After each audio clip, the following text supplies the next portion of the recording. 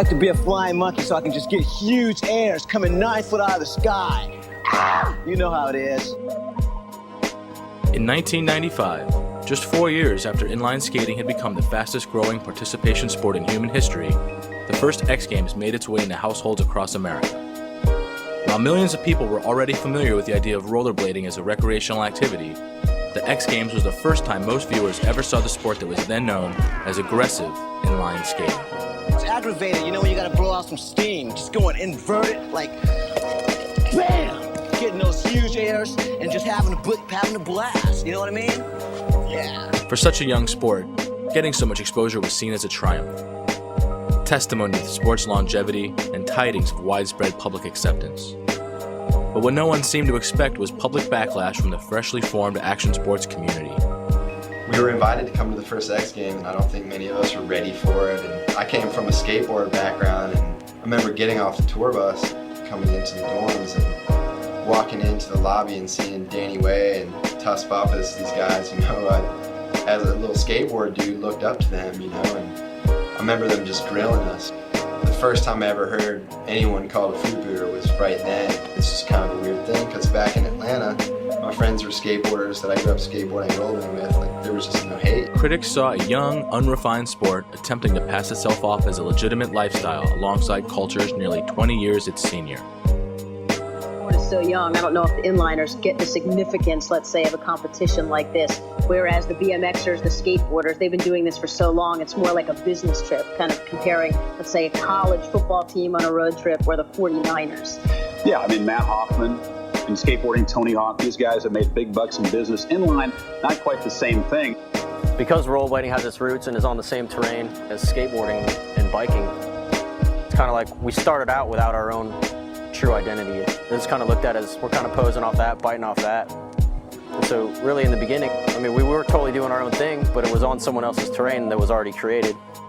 In the post-Homie Don't Play That world of 1995, a crucial time in the development of the modern concept of posers or fakes, rollerblading became the most famous poser symbol of all, the faux lex of action sports. Skateboarders decided we bit their scene and let everyone know. After that, it was like nothing rollerblading could do allowed it to escape the constant vigil of skateboarding's shadow.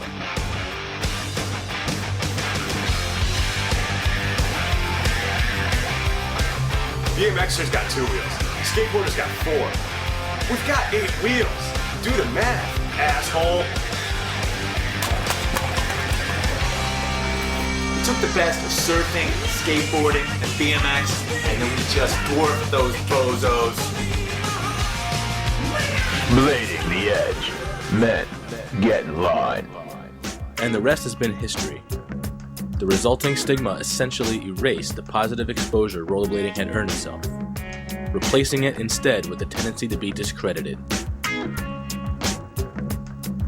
Now, 11 years after the first X Games, rollerblading finds itself fighting a war for survival that has inadvertently created the very history it was discredited for lacking. We're in the young stage. We're getting back to the bottom because you got to fix the foundation and work with the basics and make sure that all that is ready and secure. This is the story of a global community of athletes unified by a common interest. This is what it's like being a rollerblader, being part of a group that some critics really do wish was barely dead. You know, the energies have shifted. Now it's gone underground and it's gotten stronger and better than ever before.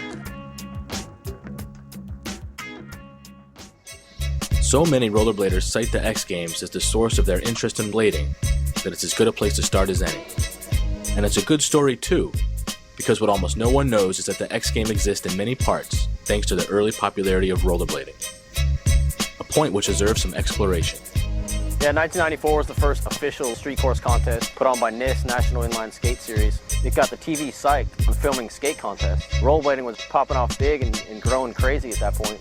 And so that's where they got the whole idea to bring this to the X Games type deal and have skateboarding and BMX and all that because the rollerblading contest did so well on TV. And that's what a lot of people don't realize. And yes, rollerblading was a big part of the inaugural X Games and getting it off the ground. The X Games getting off the ground in 1995 was no accident.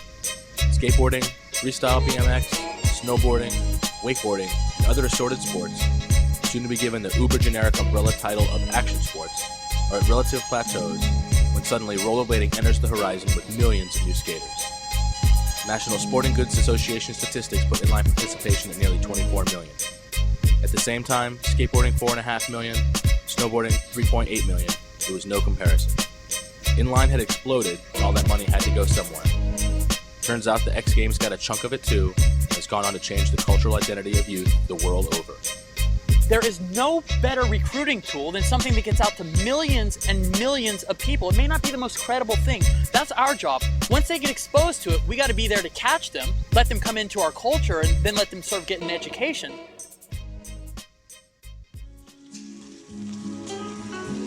For BMX athletes of the early 90s, it was a period when sponsors were dropping riders and going out of business. The magazines were on their way out, and it appeared as if BMX and its culture was about to be lost. But it didn't go anywhere. Some people like Spike Jones made the move from BMX magazines to directing music videos, while others like Jess Deerenforth, then a professional rider for GT, was left with a choice. Head back to England or cut loose and keep fighting for a piece of the American dream. He chose the latter, a decision that directly contributed to the future path of rollerblading. But it sounds a lot better when he tells it. Back in the late 80s, I remember one day a guy named Doug Boyce showed up, and he was on rollerblades. Yeah, that's what I'm into. Thought it was kind of cool and tech that the wheels were on a line, but I really had no attraction or desire to ever try them out. But something about his style caught my eye, and I was like, wow, you know what, this guy's really taken something and really, I don't know, he's kind of adapted it, you know, and really morphed it into something different. He didn't represent anything that I'd experienced with rollerblading. Rollerblading had this very uncool image back then.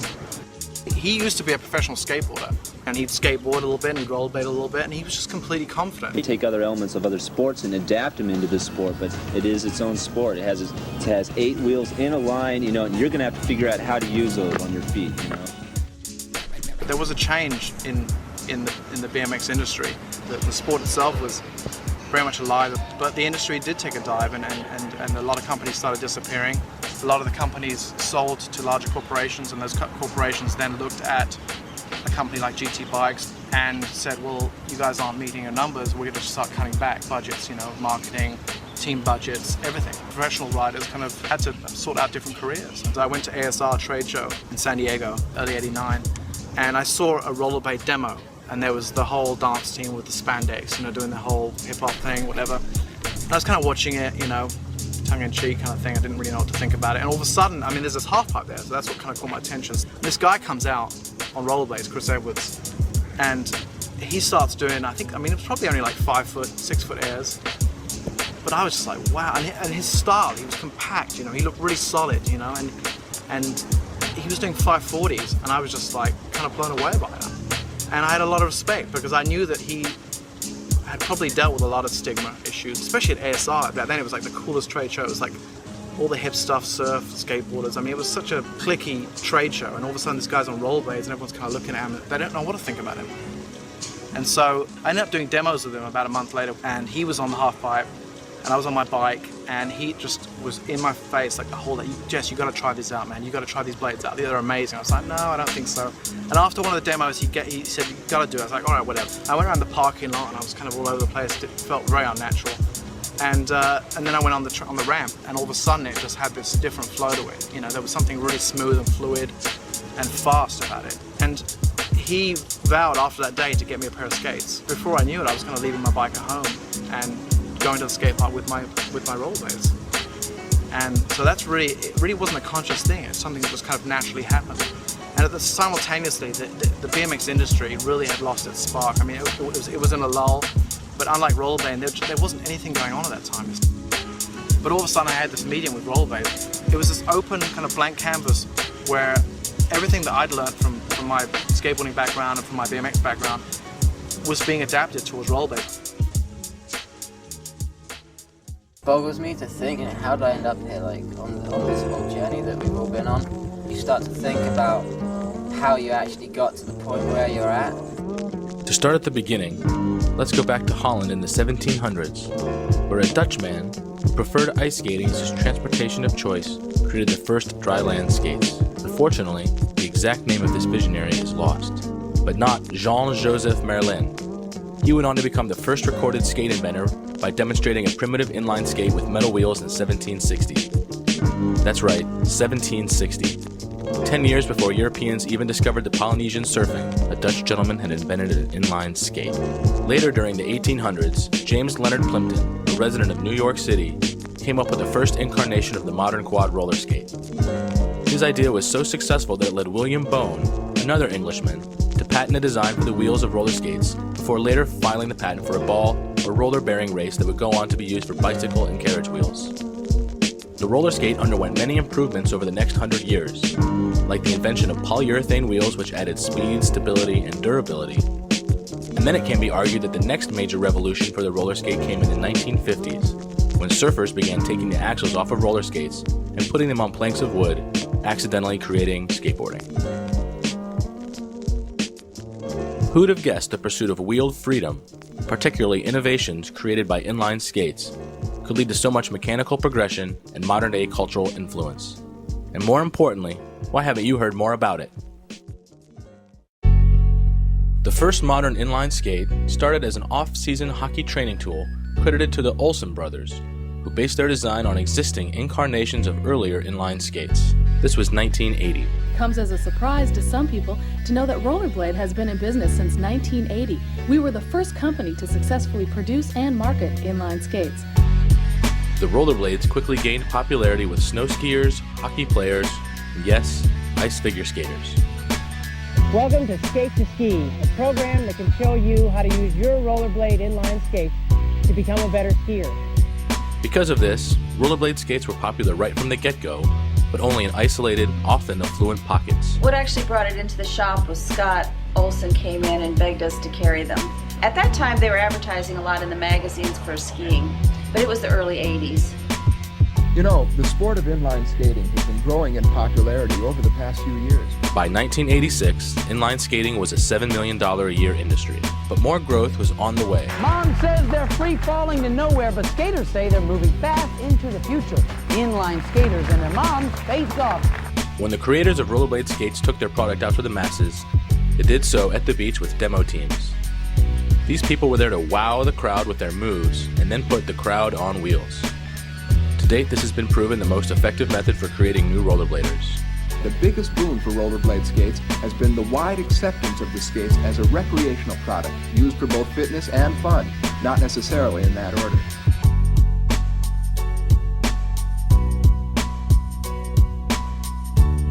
I'm just amazed that I don't see more of the big corporate CEOs cruising the parking lot with the rollerblades on, because if they did, they'd have a much easier and much more profitable day. Using the beaches of Florida and Southern California as a backdrop to the lifestyle of choice for athletic Americans looking for light fun, Rollerblade planted their roots in some of the most culturally eclectic soil around. It's like anyone can get into it for their own travel. As a breeding ground for new trends, Southern California was a particularly powerful catalyst in the evolution of rollerblading's popularity. Here, it found a place amongst the colorful locals as a tool for transportation and self-expression. By 1991, inline skating was a $200 million a year industry.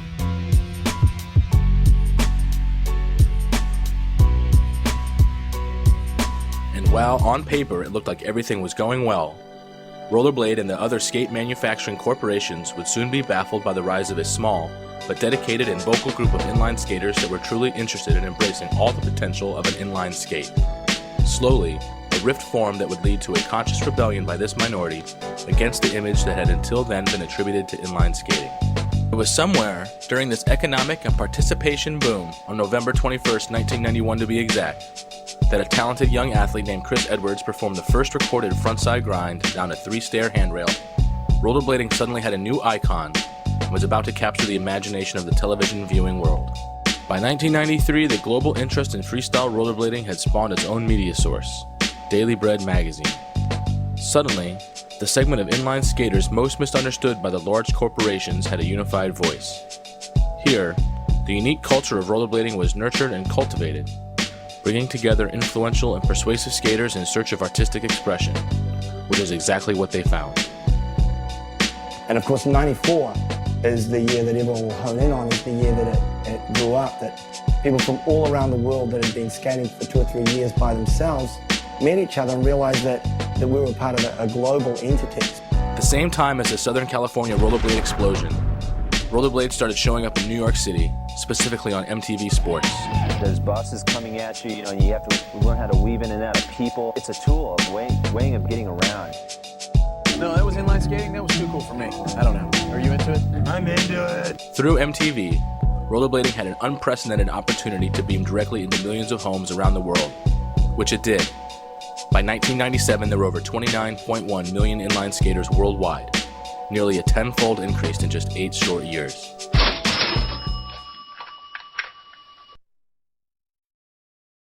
As the global population of rollerbladers continued to rise, the small group of participants using their skates in untraditional ways continued to grow.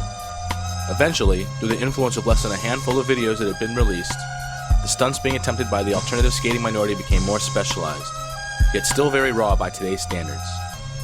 Nevertheless, these stunts caught the imagination of thousands of extreme sports athletic enthusiasts. And so a videocentric culture was born. These videos were by no means instructional, but served as a means to communicate information to an audience, causing inspiration and motivation. Huge leaps for rollerblading culture occurred when California-based Video Groove released Dare to Air, thereby launching a would-be juggernaut, which drove the industry for many years, spreading the culture to all corners of the globe. Eventually, Video Groove would become the video series that made skaters' careers. Chris Edwards was the first skater we saw when Dare to Air came out. It was the first video we had seen of rollerblading, and we were like, it tripped us out because we were like, man, other people are doing what we're doing, you know? And we saw Edwards and we're like, man, this guy's doing it crazy. He's doing a flip over the car, which I'll never forget. And that's when I was like, man, I'm gonna keep doing this, man, and I'm gonna get good at it, you know? Like, and that's when we got inspired to try flips and stuff in our backyard. On the opposite side of the skate video spectrum was T-Bone Films, best known for making Hoax and Hoax 2. Whereas Hoax was the video that propelled Arlo Eisenberg and Brooke Howard Smith into the spotlight, it was ultimately Hoax 2 that established an identity for skaters. Arlo, Michael Palak, Brooke, Brian Smith and more toured the country in an RV and documented all their antics. This is when rollerblading's standout personalities really got their start. To this very day, Hoax 2 is often cited by skaters as their favorite video, or at least the one that got them started. Actually, you know, after that video came out, you know, I just saw more skaters everywhere. That video spread out to so many people and motivated a lot of people to rollerblade. These new skaters were determined to replicate the tricks they saw performed on video, which led them to actually documenting their own exploits.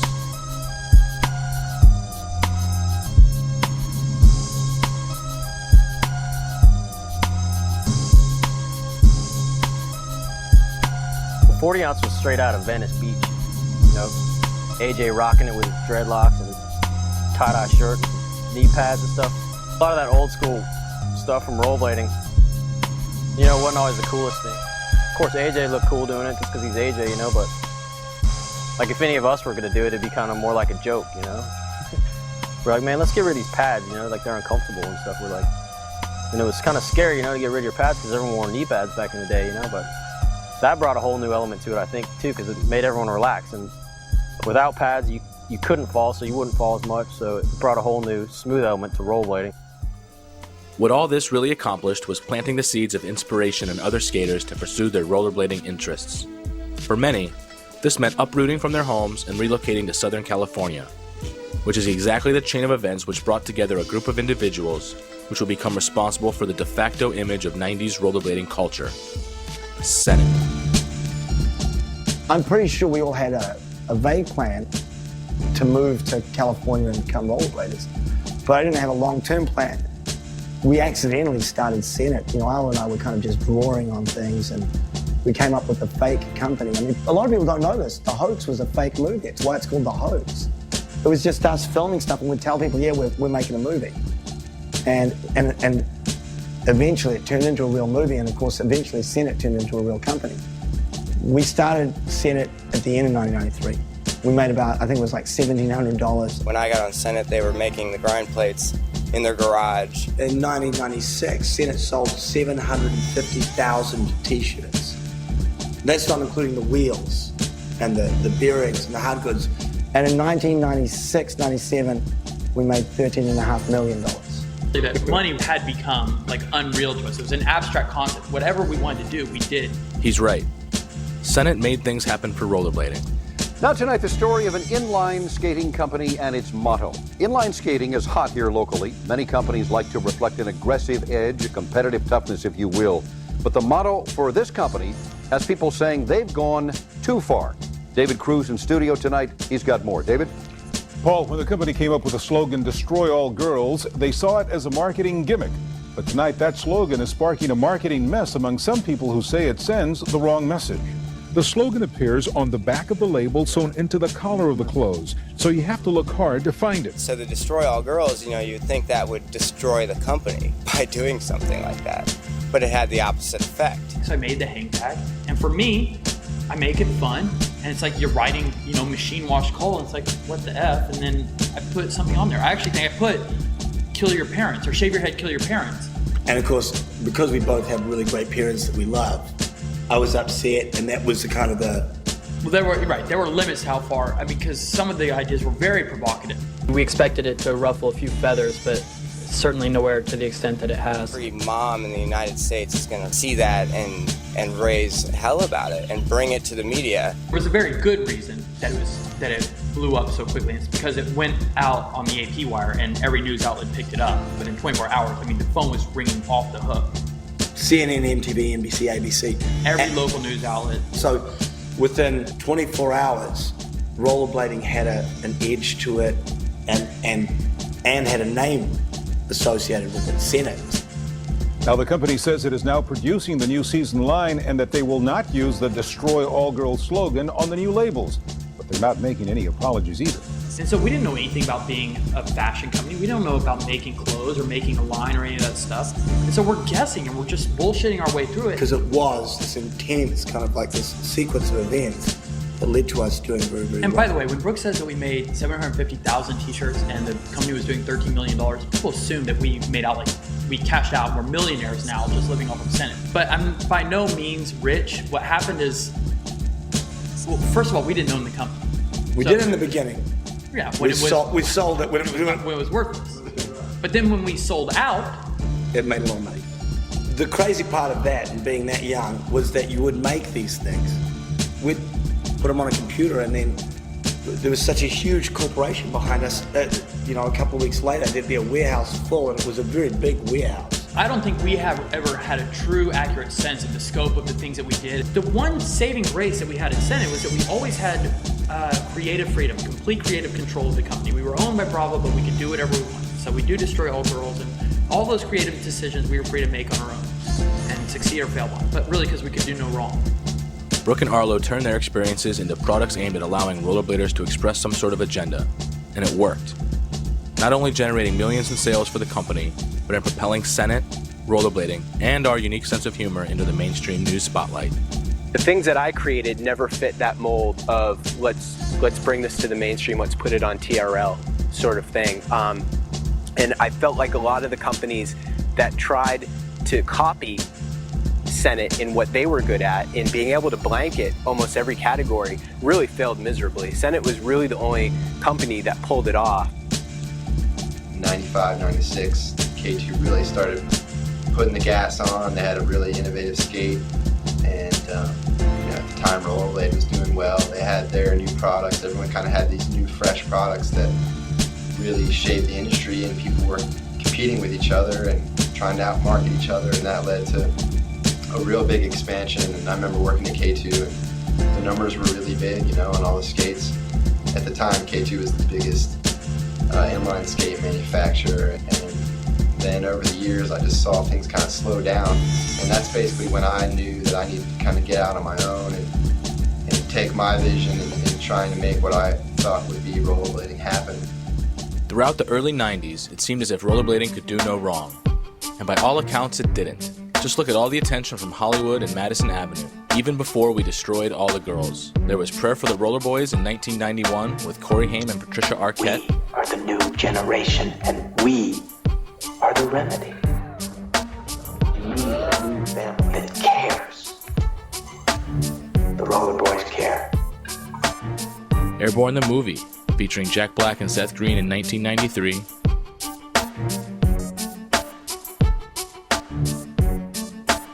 The X Games in 1995. MTV Sports. Hey, you know what we're going to take a look at right now? Inline skating. You ever do it down at the beach? No, let's go watch. You came down to visit me one time. We were going to try it, but we decided against it. MTV Sports and Music Festival. England. All the sports together. You got skateboarding, BMX, freestyle, even motocross. Sometimes when you get all the athletes together, especially the inliners, you get kind of a volatile mix. As well as a bunch of our industry's most veteran skaters jumping over the now governor of California in full costume for Batman and Robin. Even a clutch dialogue line in the movie Liar Liar from 1997. No, I was for rollerblades. Made highlight of the then booming sport of rollerblading. Those were the times when rollerblading was almost as omnipresent as skateboarding and BMX, at least in terms of marketing placement. Did rollerblading deserve so much attention? Well, it depends on who you ask. All those movies, Batman using us, Airborne, they made a Hollywood stereotype attempt and they just used us as a vehicle. But they didn't really talk about us. They didn't really show us the way that we know we are. You gotta have an agent in LA. It's vital. The people who stick together and stick with it through these hard times, it's really gonna pay off because we're the ones that really care about rollerblading, like some people quit over the years and companies have gone away, but it's like the ones that are going to be there for the long haul, like it's all going to pay off. The dedicated skaters he's talking about have maintained their enthusiasm, a defiant act of self-affirmation. This is the same do-it-yourself ethos as the 1970s punk rock movement or any other youth movement of the 20th century. Disenfranchised youth becoming involved with a cause or community they believe in, bucking the system and popular opinion to focus on their own specialized interests. It's like a subculture within a subculture within a subculture, and then you see all the extreme sports growing and becoming more popular and being accepted by the mass culture, and then it's just like there's rollerblading, this little dot in the back in the corner that's like these other subcultures pushed to the side. So it's like it makes us this elitist group of these kids that actually care about something and they're doing something, they've committed their lives to something. If we can showcase that freedom at its purest, because that's ultimately what's it expressing, is that individual freedom. These are the seeds of defiance as a socially positive characteristic, character building at a subconscious level. It's real, you know what I'm saying? It's not just about putting skates on our feet. It's a lifestyle. This is war to extermination. A group of people with original interest and concepts, one of which would go on to change street skating across all the disciplines. And that was the IMYTA, originally known as the I Match Your Trick Association, the brainchild of John Julio, Mike Wilson, Ezekwe Anderson, and more. It's the biggest international real street contest in the world. It's hard to describe unless you're there, because when you're there, you can feel the vibe, hear people talking and cheering you on and pushing people and, get that shit. It only makes it better that it's in real urban areas, the biggest rails, the biggest ledges. It's just real street. Craziest tricks that have been done, on 8 wheels have gone down at one of the IMYT events, which helps just push the whole sport in general. In 2000, outside the San Francisco X Games, the IMYTA held its first event, a raw and skater-judged street contest. The response was huge. Hundreds, if not thousands of skaters and spectators crowded each spot, and in those hours an international rollerblading phenomenon was born. What was originally launched as a collective protest towards the restrictions of the X Games and similar contests would soon go on to become adopted by those very organizations. But don't think the IMYTA got any credit when the X Games decided to start having their own real street contests. Meanwhile, outside of the rollerblading bubble, there are energies being committed to perpetuating the rollerblading is lame myth. Can I trust you? Before MTV discovered Jackass, Big Brother Skateboarding magazine was doing society's dirty work. And when it came time to publishing their 69th issue, they decided it would be the worst issue ever. And it was. There was a Benihana air done over 2 or 3 300-pound women covered in fake blood. Can I trust you? The reason any of this is important here is because in that same issue was an interview by Big Brother's editor-in-chief Dave Carney with Arlo Eisenberg. The premise? Dave and his henchman Chris Nirako were crocodile hunting Arlo as he skated spots. When he'd land a trick, they'd tackle him like the late great Steve Irwin.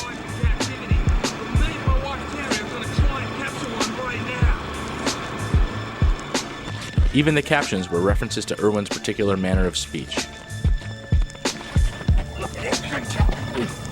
Look at the arms on this one. This one's a mean. Truthfully, it was a beautifully satirical piece, but not many rollerbladers knew about it when it went down. Can I trust you? Furthermore, this sideshow was accompanied by editorial in which Arlo was asked questions designed to humiliate and embarrass. What it showed, though, were two things. One, that Arlo has a pretty damn good sense of humor to go along with something so obviously designed to make him look bad, and with the potential to really add more insult to rollerblading's already injured ego. And two, that guys like Carney and Big Brother really were concerned with making rollerblading look bad. I used to skateboard. I felt like I was a part of a community that was sort of like dissatisfied, angry with something, and skateboarding expressed it not just through the act of skateboarding, but also the art. I mean, it was just this whole culture, and it was unconventional. And so now, to be hated just because of what I do, it's disappointing. And not only that, but the way that they would disrespect us, that's disheartening. My idols, the people that created this counterculture model, I mean, more than anyone else, anyone that participates in action sports, we are all following skateboarding's lead. Yeah, I think part of the animosity originated from the fact that rollerblading was really big. We were taking skateboarders and they were turning into rollerbladers, and kids were starting out rollerblading instead of skateboarding. And so they saw this as a threat to their industry, and so of course they're gonna rag on it and try and beat it out, beat it into little kids that it's not cool. It's really up to whoever's doing it to decide whether or not it's whack. Rollerblading is undeniably fucking amazing. Like, the tricks that are being done and shit like that is just ridiculous. And to any human eye, you know, you can't deny it. Despite having a turn the other cheek, let me do my thing, you do yours attitude in the face of all this negativity from outsiders, it was only a matter of time before something came of it. Newer than skateboarding, newer than BMXing, so I guess it's got to take its fair share of getting beat up before it gets respected. Obviously this core group believes in something, they're doing it, you know, they're not going to stop doing this. They've been tortured. We've been, literally tortured. You go to a bar, you sit at a bar, someone finds out you're a rollerblader, you're either going to get into a fight or you're going to have to scoot over a chair, or it's especially here in San Diego. I have scars to show for the time where I stood up for rollerblading. It's not standing up, it's not even dealing with it, knowing that you're so above it. You get to that point. That's the point that our industry's gotten to, is we're so above it already. 2001 to present has been trying times for all the fruit booters, gay bladers, inliners, aggressive skaters, rollers, and bladers that prefer to refer to themselves as skaters. Except for the confusion that causes because most people assume you mean skateboarder. As an industry, it's unfortunate and it puts us at a disadvantage that we don't have a specific label for what we do for our sport. When I first got involved with it, it was being dubbed aggressive skating, which was a new term that Arlo and all of these pioneers of the sport decided they wanted to call it in order to differentiate it from the other types of rollerblading, whether it be hockey or speed or dance. And so we're really proud of that name, but like with anything, like with styles and fashion and trends and different cycles, these things kind of become goofy after a while, and eventually there was sort of a stigma about aggressive skating. It was like we were trying too hard to differentiate ourselves. So aggressive skating had a backlash against it, and people went back to, well, we're rollerbladers. So generally speaking, people that don't really worry about the classifications, someone like my dad or your dad or something would just say you're a rollerblader. I think it's rollerblading. It's obvious. It's like, that's our name. So we revert back to the original name that we all swore we hated so long ago, rollerblading. The word rollerblading is a trademark used in reference to a particular brand of inline skates. That company owns the words rollerblade and rollerblading, but the dictionary classifies rollerblader and rollerblader as nouns, which is a smart move. Smart because that's the word a majority of people use to describe the act of being one who enjoys inline skating. By late 2004, the most core rollerblading population, perhaps not even a tenth of the 17.3 million participants claimed by the Sporting Goods Manufacturers Association, has aged. These individuals have continued to be active in rollerblading despite being ostracized in their local area, as well as on a broad mass-marketed scale. An important step for a community in need of a strong foundation.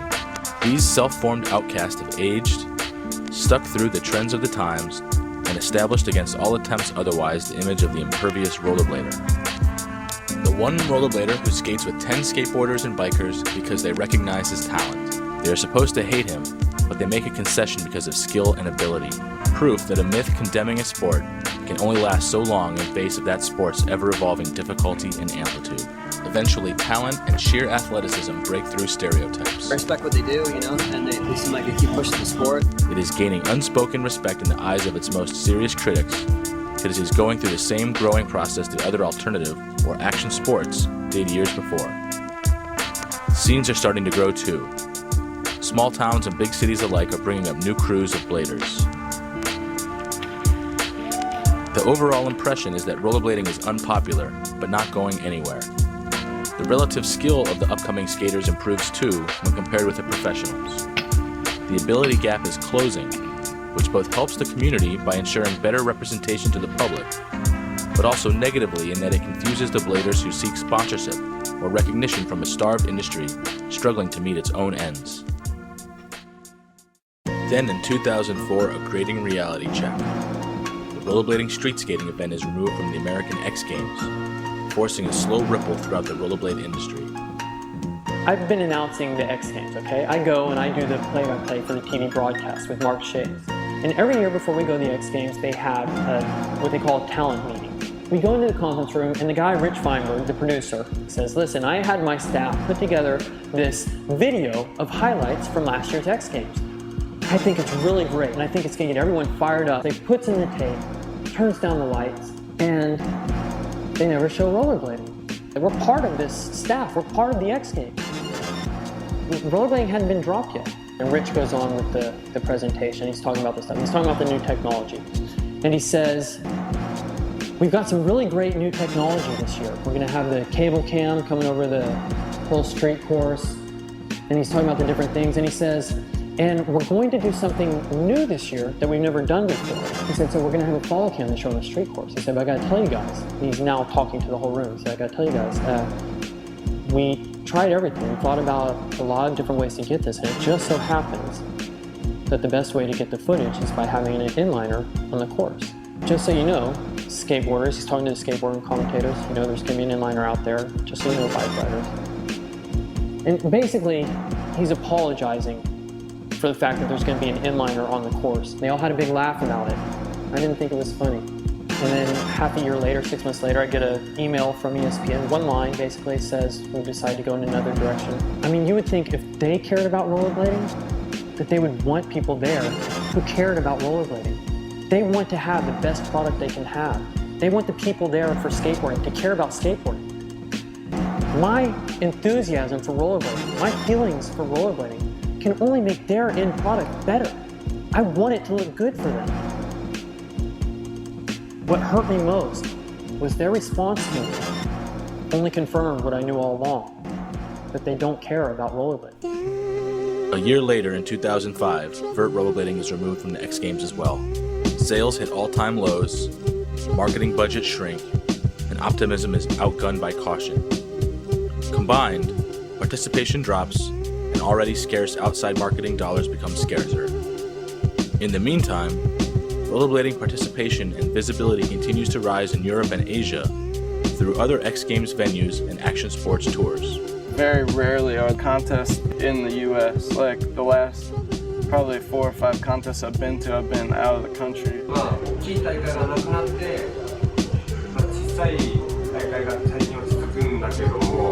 There used to be like so many times when I was a kid, like rollerblading come on TV and you just hurry up and get a tape, you know, you push record because it was awesome. You know, they had NISs, they have everything, they have ASA contests, and now it's like we've just been so pushed to the outside like outcasts that everybody forgot about it.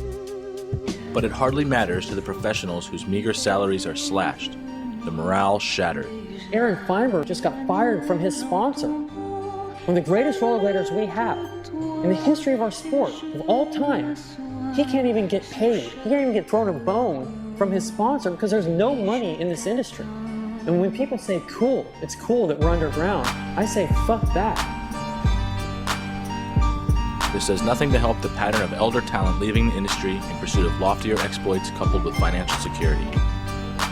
This not only hurts the historical significance of the sport, but removes the bulk of an elder demographic from the leadership position, leaving only younger and less experienced individuals behind to repeat mistakes made by their predecessors. Like most people my age aren't even in it anymore. Maybe they're working a job that they hate and they're not skating. Like, it's like, what did it get them? Like doing something they love, what did it get them? So it makes them like jaded about skating again. Everybody got real life deals. It's like, you got to pay bills, you got, you know, you girlfriends or just everyday stuff that you have to pay for.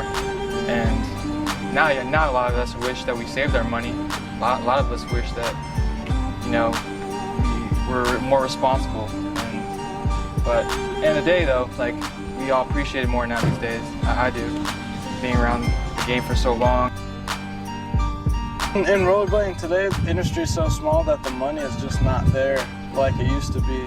Average salary is like between $15,000 and $18,000 a year, and having to pay for insurance and rent on top of all that, because I mean there's no benefits with a skating career. Most companies, if you skate for them, they don't provide healthcare, and if they do, you know, they're doing something special, they're doing something good. Hopefully, you know, if you get lucky, you can get enough cash per, you know, as a salary per month to pay for a third party. Imagine if we had the exposure we had 10 years ago. You know, imagine what we could do with it now. I would definitely be in a different position. You know, I wouldn't be struggling to eat on tour. I wouldn't be eating ramen 3 meals a day, 13 cents. For my game right now, and I'm eating ramen. When I was barely first starting, I would go to a competition and make $10,000. I didn't even know what to do with the money because I was so young. 24 years old. I have 1 more year until I'm off my parents' insurance, and I can't seem to stop what I'm doing. I'm too in love with what I do. Rollerblading has me in its grip. The community rolls forward, thanks to the steadfast dedication of a handful of core companies and the continuation of specialized media outlets like Daily Bread in the US, B-Mag from Austria, Crazy Roller in France, and more. Some of these titles are gone now, more fallen soldiers in a long and seemingly endless battle for respect. It just sucks right now. We just have to stick through these hard times, and, you know, can't be buying expensive cars or owning houses and stuff like that, but maybe someday. In 2006, the period of denial for rollerbladers is past. We've accepted our position as outsider. We know no one cares about what we are doing or who our top professionals are. Money is hemorrhaging out of the industry still, yet new and more educated leaders continue to emerge. Members of the old guard such as Arlo Eisenberg have said these times are the most important. This banishment from action sports, our exile, has been the greatest blessing. Because what happened is skateboarding got so big that really it became mainstream. The cool kids at school are wearing skateboard gear. They really have become the jocks. I mean, they're the ones dating the cheerleaders. Now the cheerleaders are the girls. The whole thing is switched. Alternative is the mainstream. The hottest girls at school are wearing black. So now you can't really go to school and be a skateboarder and be the outcast. You don't have that experience anymore. We are the skateboarders from 20 years ago. We're the ones that go to school with a rollerblading t-shirt or carrying your skates, and you get ostracized. You get made fun of. You're the roller fag. You're the fruit pooter. But at the end of the day, they will have gone through a struggle for something that they believe in and that they love. And when it all comes back around, when people do start to say, you know what, that's cool, that's impressive, and God willing, the money comes back into the sport, and they put it back on TV, we'll know that the people that are there at the top representing the sport will have paid their dues and are people that we are proud to have representing rollerblading. There's even more to the story. All the bad press, all the negative stigma, all the efforts of a culture falling short of aspirations, it all amounted to an overwhelming sense of jaded destiny, which was complete bullshit. Behold the power of suggestion, a placebo effect made real. Just look at the numbers. In 1995, inline skating had 23.9 million people strap up skates and go skating more than twice. Today, those same research techniques suggest inline skating has numbers closer to 13.1 million people. A number even today slightly greater than skateboarding. Our industry has declined since its booming heyday, but the interest is still there. Just as strong as in other sports. In fact, more than snowboarding, more than mountain biking, and more than tennis.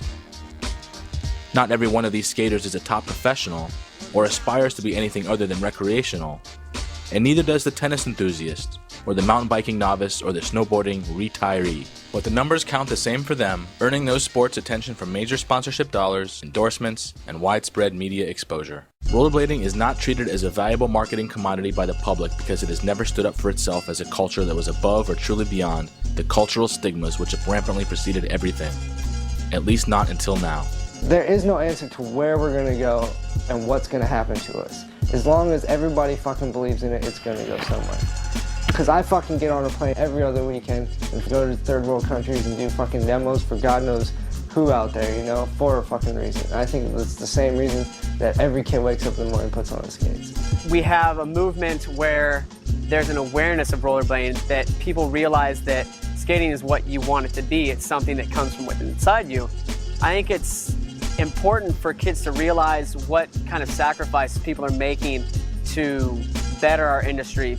And I'm excited to see the people who stick it out, because those are the people with the creative vision that have the heart, that have the integrity to stick with something they love and get past the fact that it's not about the money, it's not about being famous.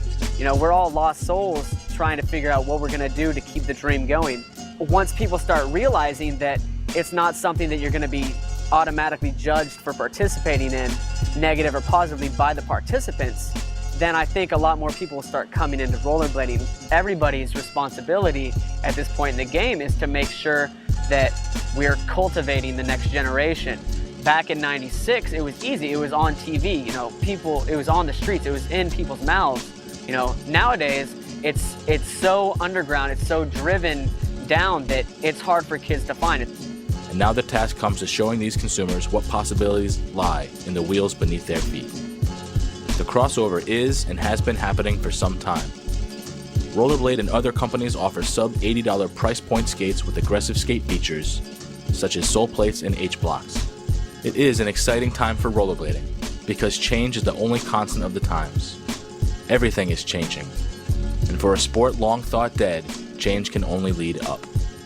I really feel that over the years, people have made the mistake of defining the success of rollerblading in terms of money. And people think, okay, when there's lots of money in the sport, rollerblading's doing great, and when the money falls out, though, rollerblading died. But the fact of the matter is that rollerblading has been consistently progressing since the day it began. And that the level of tricks, the amount of style, the innovations in hardware and skate technology, everything's been progressing since day one. As long as there are people breathing, someone will be rollerblading. We don't need to worry about the sport. I think it's progressing more now than millions of people were doing it. No longer occupied by posturing for public opinion, rollerblading culture has matured into a level of self-awareness that displays both strength and diversity. Cultural, economic, and social barriers are greatly minimized within the shroud of the community. A vast network of friends and acquaintances across the country and globe creates a true sense of unity. At one time, you know, rollerblading had sort of a central brain trust, you know, it was like Daily Bread and Senate and all these things came out of one central area. And now we're in a different place. I mean, you know, Daily Bread is sort of transitioning into whatever, and there are new magazines that are emerging, and there are companies now that are spread all over, not just the country, but all over the world. And I think it puts us in a stronger position. Some people say they long for the good old days. But now rollerblading is like, it's like we've got these little Al-Qaeda cells. And it's like each one, it's like now there's no head. There's no, you know, you can't cut off the head and kill rollerblading. It's got these little cells, these little communities of rollerblading that are each evolving and growing in their own right, sort of like cultivating their own little scenes. And then it's the feedback loops that get created between those different communities and the way that they all sort of interact that are creating a new kind of rollerblading that's a reflection of a lot of different input. And that's the kind of natural process that makes something ultimately better than it ever could have been if it's just under the dictatorship, you know, one small collective. But being a rollerblader is much more than enjoying inline skating. Rollerblading became and has been a target for action sports slander for nearly 10 years. But the joke is about to take an interesting turn, as the underappreciated and misunderstood underground global culture of rollerbladers is about to be exposed like never before. Some think it is already gone, but rollerblading is far from barely dead.